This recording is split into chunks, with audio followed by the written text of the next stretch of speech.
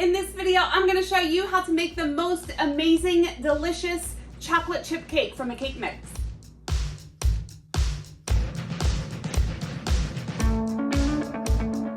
Hi, it's Karolyn. Welcome back to my channel. I'm a professional cake decorator just outside of Philly. I've been decorating cakes since 2002. And on this channel, I share my tips and tricks and ways that I bake and decorate cakes to help you along your journey. So if you'd like to join me, hit the subscribe button and the bell so you can get notified whenever I release a new video. So I have posted before some of my cake recipes, and this is one of my favorites, and I can't believe that I haven't posted it before, but it is a chocolate chip cake from a cake mix, and it is a Dr. Cake Mix recipe, and it is so amazing and delicious, and I know I always say that, but it really is. So what you're gonna wanna do is have a box of yellow cake mix. I like to use Betty Crocker. I have used Duncan Hines and Pillsbury in the past. I just prefer Betty Crocker, but you can use any one. It's a 15.25 ounce. Yeah, that's what it is. Wait, why do I have to hold everything so far away now? Really, 43? But anyway, a box of cake mix. So now I'm going to tell you whatever it says on the back, pretend it's not there. Don't even look at it. Don't even look at it. Pretend there's no recipe and pay attention to the recipe I'm going to give you. You do not need oil or butter in this recipe because of all the other stuff that we're going to put in it. So, and before we get started, I just want to let you guys know that I created my first, this is distracting. I created my first free guide for you guys. It's a birthday cake design blueprint, and it will help you come up with ideas to design your birthday cakes, and I will link that below. So let's get into the video. All right, to start, preheat your oven to 350. In my oven, I always keep 2 cookie sheets on the bottom. They look gross, but they're not, they're clean. When I first started baking, I was told to put 2 cookie sheets on the bottom to help evenly distribute the heat. I don't think it's necessary anymore. However, old dog, new tricks, I just keep doing it. It's just what I do. Not necessary, but if you want, it's also good in case you overfill the pans. The cake will drip onto the cookie sheets and you could just scoop it off of there.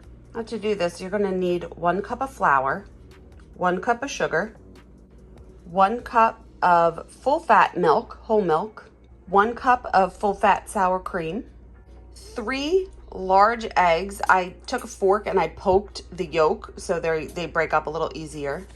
A box of cake mix. I prefer Betty Crocker. You can use any yellow cake mix that you'd like. And some chocolate chips. I like to use Nestle, but any semi-sweet, milk chocolate, whatever chocolate chips that you would like to use. And I like to chop these up in a food processor. I will actually link the video how I do that here.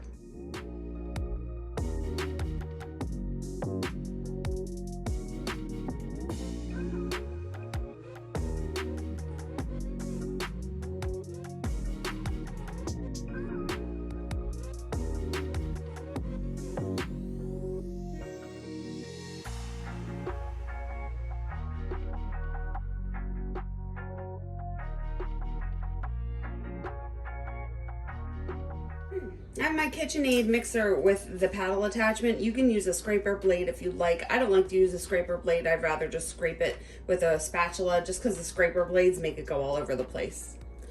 So to start, you want to add to the bowl your 1 cup of sugar and 1 cup of flour, and add 1 box of cake mix. This is a 15.25 ounce box of mix. Then I just like to mix this together on low for like 30 seconds to incorporate everything together. Adding the cup of milk slowly as it stirs.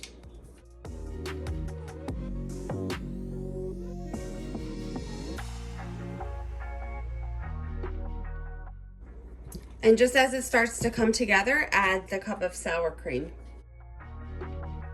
And mix that together for about 30 seconds on a low speed. And then I'm gonna add the eggs 1 at a time, beating after each one. Don't just add them all together all at once.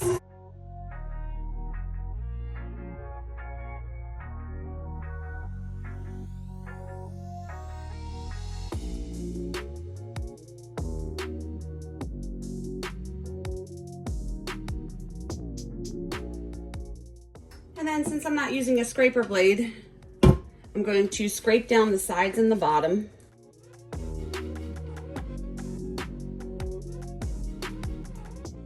And then my favorite flavoring, I'm going to add about 1 to 2 teaspoons of Wilton Clear Vanilla. I just eyeball it.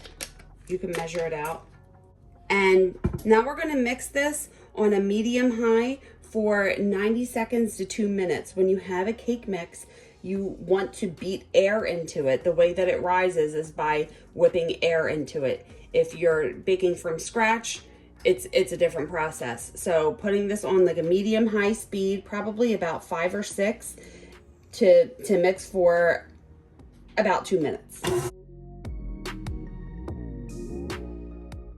And then I'm going to add 3/4 of a cup to a cup of the chopped up chocolate chips. And just mix that on low for about 15 seconds. And now we will fill our pans. I'm making 2 5-inch layers with this.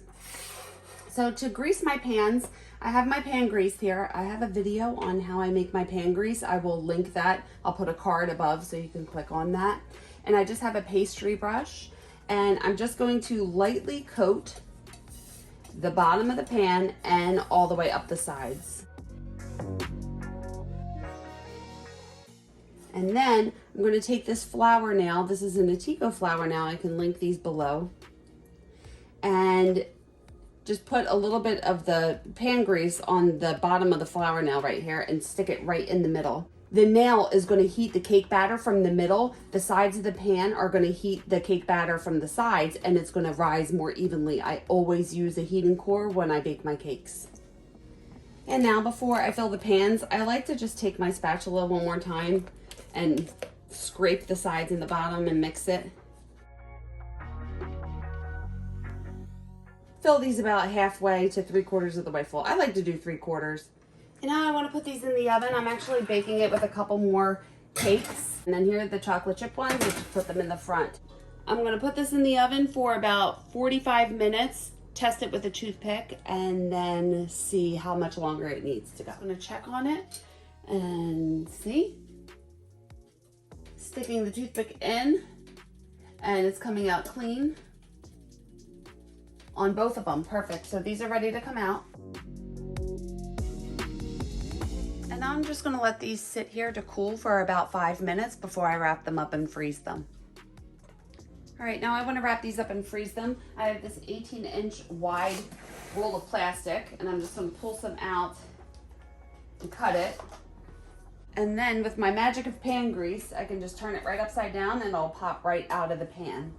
Remove the nail and wrap it up. And do the same thing for the other one.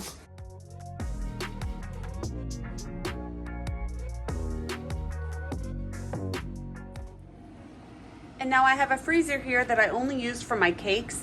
I lined each shelf with cake box lids just because I like to do that. I don't like to have the lines or the plastic touching the warm cakes. And I'm just putting both cakes in here overnight and freezing them. Freezing them will help trap in the steam and it'll help keep it really moist. So here you go. Here is your chocolate chip cake. Amazing and delicious, all wrapped up and ready to be in the freezer until you're ready to use it. And I'm totally lying. I filmed the video last week and this is lemon, but I didn't have chocolate chip cake, but I like to hold something at the end to show you what we've created. So pretend this is chocolate chip cake. The chocolate chips, I keep these in a lock and lock. It's not technically a lock and lock, but it seals shut right on both sides. I keep it in the fridge.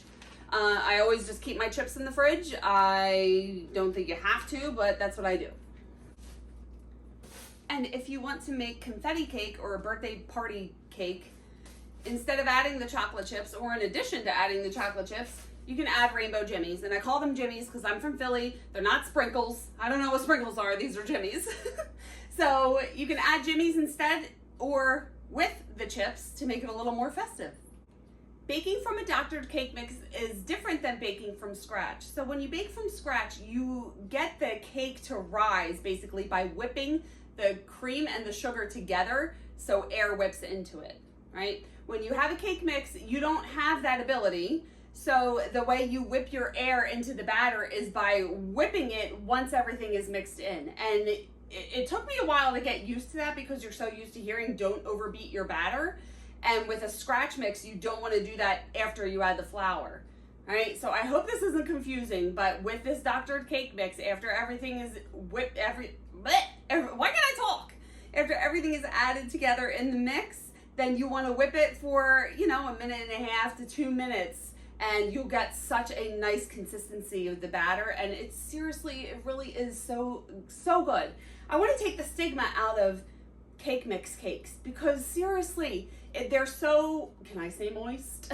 Nobody likes to say moist. I have to say moist with cakes because nobody wants a dry cake. They're so moist. They taste amazing. I don't know. People get some, like a weird thing in their head that you can't use a cake mix cake and you shouldn't freeze your cakes. But actually, using the mix as a base and making it special and adding the extra ingredients and actually freezing it really helps keep the cake moist. I think it's all personal preference if you decide to bake from scratch or use a cake mix. Either way, you can make delicious cakes. So I think I've rambled on for long enough. If you have any questions, leave them below, and I think I just said that. Right now, I can only make one video a week, but I do hear your requests and I do write them down, and I will try to get to them as soon as I can. But thank you so much for all your support. I really appreciate it. And you can follow me on social media. I am on Instagram and Facebook, and I have my website, and I will link everything below as well. And please watch these videos next and hit the subscribe button and the bell if you haven't already. Please like this video if you liked it. It really helps out my channel. And thank you so much for watching. I appreciate each and every one of you, and I will see you on the next one. Bye.